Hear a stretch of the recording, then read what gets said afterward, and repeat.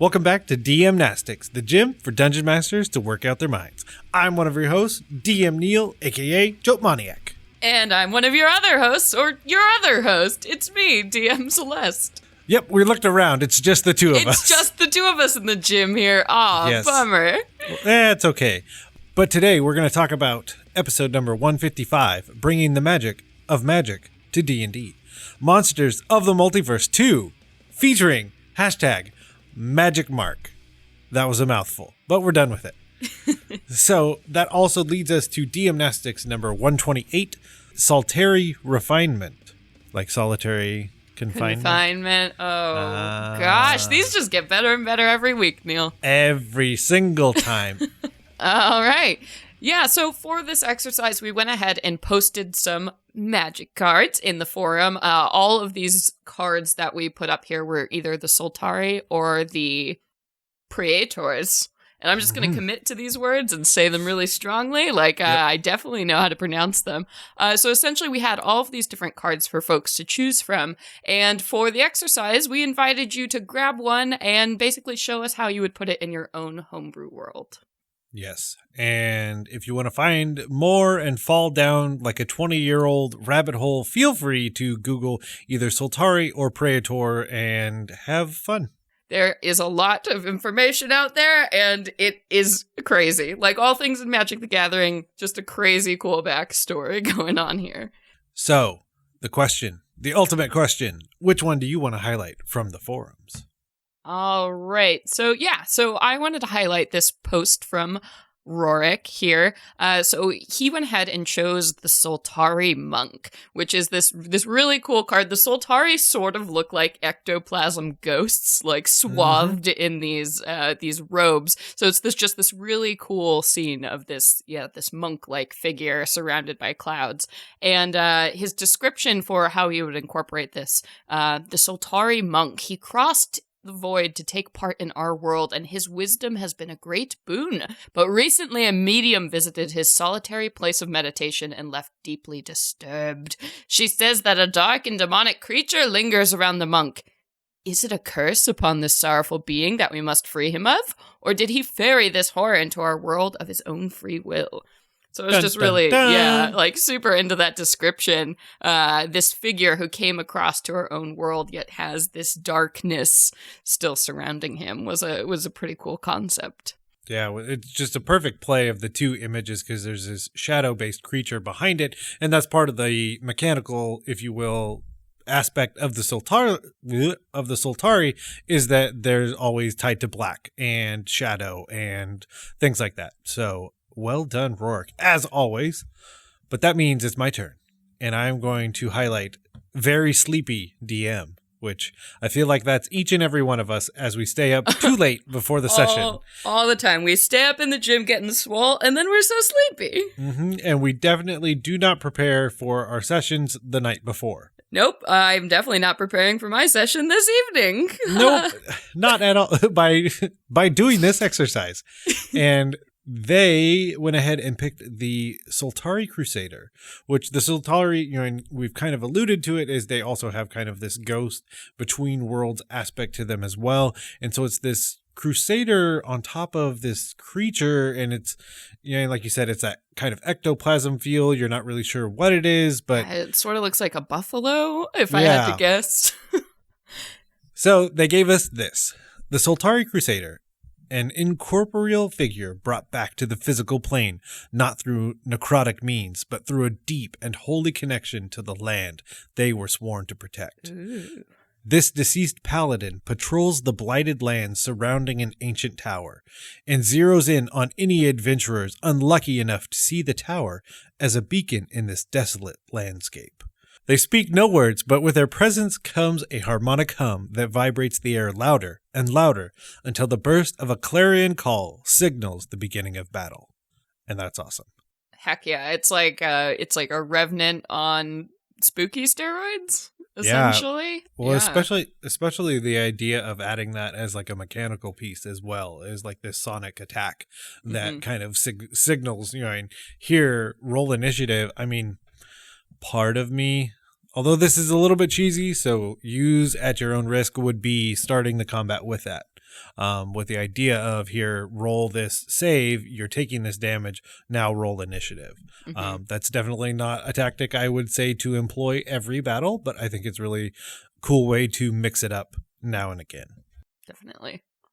I mean, because let's be honest, if you don't do it if you always roll initiative, it feels like on occasion you may walk into Power Ranger territory where it's like, hey, I know we're not winning, but please give me 30 seconds to a minute so that we can all form up and then we can win. Form of an ecto ghost slash Soltari. Yes. So thank you, very sleepy DM, for that. But with those out of the way, it's time to lift the mental weights right now. Hoorah. Lifting weights is what I do. Look at me. Lift these weights. Let's go ahead. What one were you looking at? So I was going to pick the Soltari Emissary. And it seems like a fairly typical adventurer in this, and then also there's absolutely mortifying Soltari coming out of what looks to be their staff. So I was thinking it would be a really interesting way to kind of start using the Soltari and then have it be like a summoner, and then focusing on the shadow, and it could be a really cool way to theme either your player's warlock or an NPC warlock, and having this touch between two worlds, especially in the shadow realm, if you will, and then using all of this amazing lore about the Soltari to kind of flesh that out and make it basically anything you want. Yeah, that's a super cool idea of like having a Soltari as a patron, since they're like in the between spaces between worlds. So being able to harness that ghostly sort of power that they have with them that's a really cool idea for a warlock patron. Well, and then you taking that a little bit further, how as the power grows in the warlock and the Soltari, that patron's ability to kind of enter and leave our world. And in the beginning, it could just be very small or very faint, depending on how you want to do the ghost. And then getting stronger and more corporeal in a way, and be super terrifying. Yeah, and I love that idea too. Like maybe that's why the Soltari is offering this power. It's like, because you need to be powerful enough to bring me over eventually to be fully here in the material realm. So maybe that's what that exchange is about. I think that'd be a really interesting mechanic. I like that. And then you hit whatever level, and then it just takes you over. And then it takes you over. It's like, mine now. Thanks, bud. Cool. Nice. So what was the one that you wanted to bring up? Yeah, well, with talk of all this Soltari, I wanted to go ahead and bring in a Praetor into this. So I went ahead and chose, again, forgive me if I pronounce this wrong, Jin-Gataxius, the Core Augur. So the really cool thing about the Praetors, they're basically these sort of biomechanical creatures that are all about establishing their idea of perfection in the world. And I mean, this creature, just looking at it, it's absolutely terrifying. It's got these spindly kind of, I don't know, skeleton-like hands and these weird, like, ridges on its back. So it's half machine, half this horrible, undead-looking thing. But its purpose is to rearrange things to make them perfect, which I think, in my mind, creates a really interesting opportunity for a villain for me, because they're not out for specifically evil intent, but they're trying to rearrange the world to their idea of perfection, which falls in line with like starting religious cults or like zealotry that your characters could have to face, or like who even knows the extent of these powers as they're trying to rewrite the planes around themselves. So that would be like a really interesting boss, I think, to incorporate into a D&D game. Yeah, a lot of the Praetors do really well as the big bad because, contextually for those that know, Jin, Jin-Gataxius. Leaning into it. Well done. Jin-Gataxius, the Core Augur, is 8 of any color and 2 blue.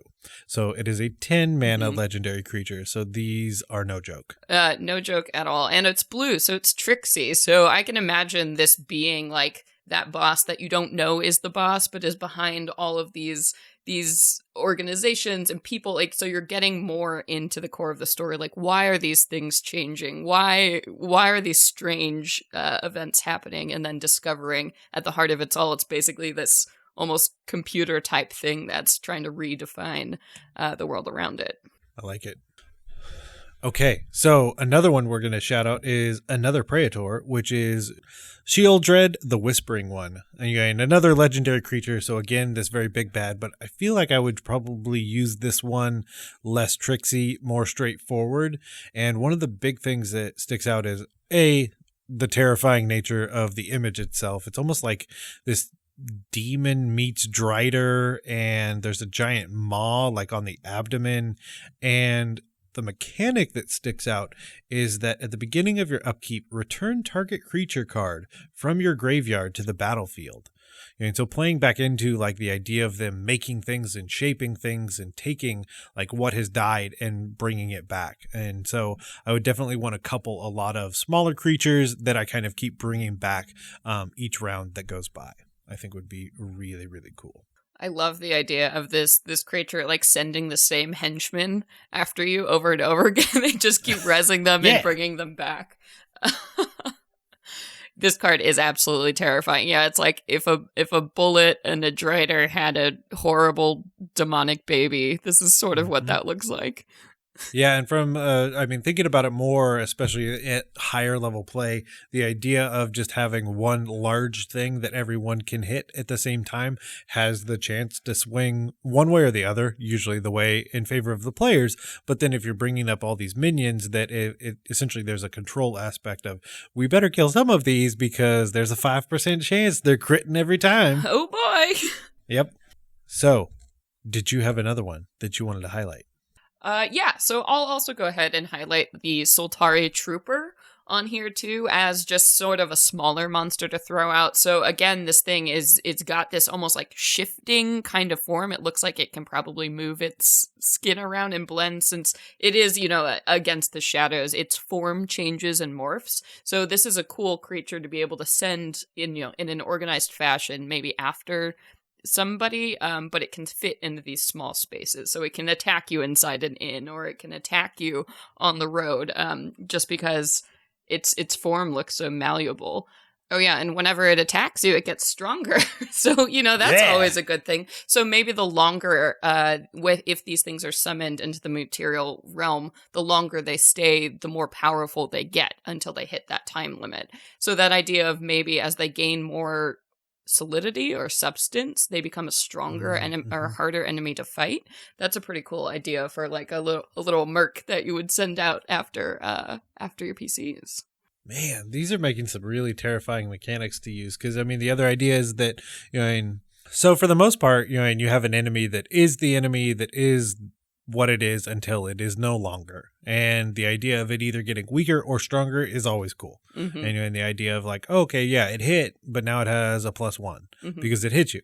And then it hit you again, so now it has a +2. And you're in the idea and you're watching it get beefier and thicker, like as that's happening during the battle. That would be terrifying. Well, it says right there on the bottom of the card, Dothy Blood is Soltari wine. So these things are terrifying. Definitely. Yeah, no, I'm loving the Soltari for this this incorporation. These are nasty. Done. But I think we've done it once again. But as always, the best question is, what is all our information for the internet? Oh, yeah. So my name is Celeste Konowich. You can find me online at C. Konowich. And if you want to check out what all these sweet exercises do for me, check me out DMing over on the Venture Maidens podcast, which you can find wherever podcasts are free. Yep. And you can always email us about your use of Soltari or Praetors, and you can do that at DM-Nastics@gmail.com. And of course, head over to Twitter, where you can follow us at DM-Nastics for daily exercises, and of course, our Twitter handles. And for everything else on the network, you can always go to blockpartypodcastnetwork.com. But with all that out of the way, let's head to our post-workout cool down and stretch with the light bulb.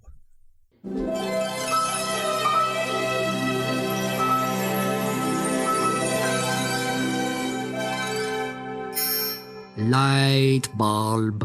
So, on today's light bulb, we are going to wholesale steal a mechanic from a wonderful game that I take to pretty much every convention. It's kind of my go-to, and it is Phoenix Dawn Command, which you have definitely heard me talk about many times before, but I think one aspect that I haven't talked about is the torch. So Phoenix Dawn Command is very much theater of the mind. At most, you can kind of represent where players are based on putting cards onto a table. So it's very grid-based, but not much going on. So what you do is you write down, in 6 to 10 things, somewhere in there, if even that many, on the torch. And then whenever someone uses those items off of the torch, they're allowed to pull an additional card into their hand.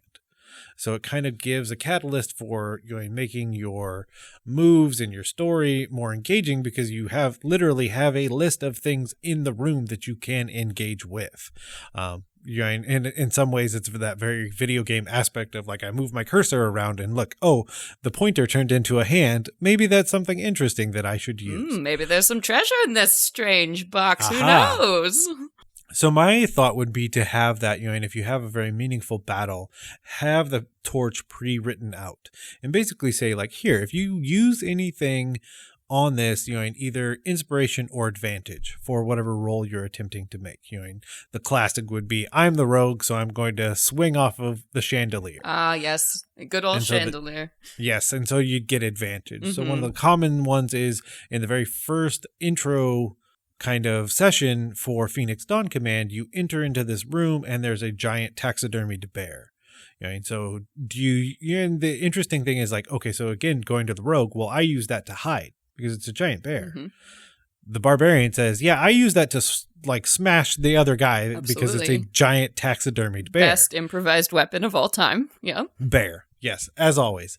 So just that idea of being able to use very specific things to get a mechanical advantage, and and kind of in giving your players that direct thing to engage with to make, again, their combat and their story more engaging.